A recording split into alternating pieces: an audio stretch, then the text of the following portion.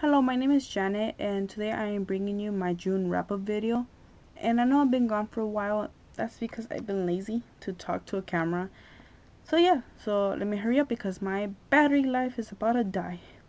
So, the first book I read in June was Charlotte's Web by E.B White, and this book was awesome. If most of you guys know the story, it starts off with this young girl named Fern who saves this runt of a pig from being killed and takes care of him. He ends up growing up to the point where she has to sell him, and she gives him away to her uncle Zuckerman. And eventually, Wilbur, that's the name of the pig, Wilbur finds out that he is going to die because people like the way he tastes, especially when he becomes bacon. So, anyways, um, so he finds out that he's going to die, and his friend Charlotte, she meets her eventually when he goes to the barn and tells him, "Don't worry about it. I'll help you. I'll make up a plan." And she does. She ends up deciding to put words on her spider web, words such as humble, terrific, radiant, and the Superman starts seeing that he might be an awesome pig, and though they still are thinking of killing him, so they start doing more stuff. That way, Wilbur could end up living a longer life than just Spring and whenever pigs get killed. So yeah, basically this story is about Charlotte saving Wilbur's life and more stuff beyond that, but I don't want to spoil the story, so I'm just gonna leave it there. And if you guys know the story, I recommend this book for you, to you. And if you don't like to read, and I don't know why you're watching this if you don't like to read, but you should watch the 1973 animation film, which was great. Follow the storyline nicely, though there's some scenes in there that were kind of like extra and just added in. And the songs, I wasn't a big fan of the songs in that movie, but if you like the music, then you like it. Nothing that I could do about it. Or the 2006 live action film with Dakota Fanning, which is like this one.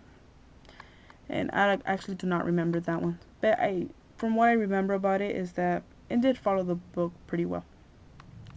So yeah, I love the fact that this book made it gave you like this lovable spider character and made you realize that spiders are more valuable to this world than we make them out to be. So that was something. Wilbur's personality, I like the character development of Wilbur's persona.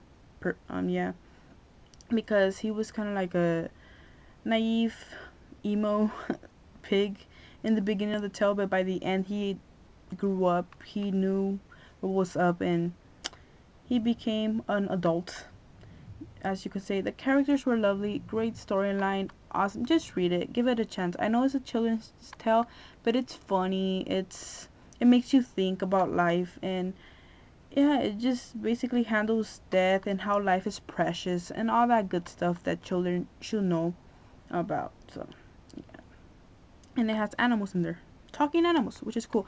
That was one of the things I did not like about this story, is that Fern, the girl character, she I didn't see no reason in her character, first of all, because I just thought that she could have just came out in the beginning and just left, but whatever.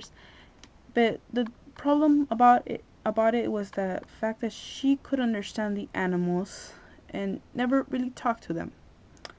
Yeah, I kind of found that weird. If you could understand the animals, wouldn't you talk to them? Or can the animals not understand her? I don't know. I found that weird. I found that weird. Whatever's. What can I do about it, right? But I did like the part where she tells her parents that she talks her to animals, or that she understands the animals, and her mother decides to go to a psychologist to see if that was normal. So that was funny. So yeah, I give this book 5 stars. It was awesome. I recommend it to you. The next book I semi read because it was an audiobook. So the next book I heard was a book, The Sea of Monsters by Rick Riordan. I can't pronounce your last name, sorry. And it was read by Jesse Bernstein. And Jesse Bernstein, he does a good job on reading the story to you. It was great, and I liked all the voices he made for all the characters, even the girl characters. It was really good. So yeah, so if you decide to read if you haven't read an audiobook and decide to, try out the Percy Jackson and the Olympian series. I'm guessing they're all read by Jesse Bernstein. So yeah, it's awesome. He does a really good job. So basically, this is the second book to the Percy Jackson Olympian series. And of course, we have Percy Jackson, and he, in the beginning of the book, he doesn't know that Camp Half Blood is in trouble and all this stuff going on. And then I don't even know how to explain this book without spoiling anything. So basically, this book is more actiony, more stuff going around. Grover is trapped by the Cyclops, who thinks he's a Cyclops too. It's really funny. And then like you have this new character called Tyson, who in the beginning you think he's a normal person, but ends up being like a creature, and all this good stuff. Just basically more adventure, more stuff, and you're in the sea. And I do not know how to talk about this book without ruining anything. Well, basically I can, but I just don't know how to summarize this book. Why is that? I do not know. But The Sea of Monsters was a really good book. It left you with a cliffhanger, which kind of sucks sometimes because you have to wait a whole year until the next book comes out.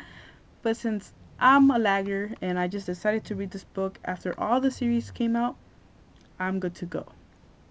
So yeah, I love the ending. I love everything about this book. It was awesome, and I recommend you to read this book. And if you haven't started The Lightning Thief, go start it. Start with the series because it's awesome.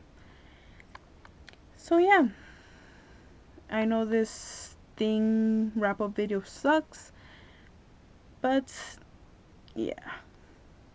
Bye. See you in my next video.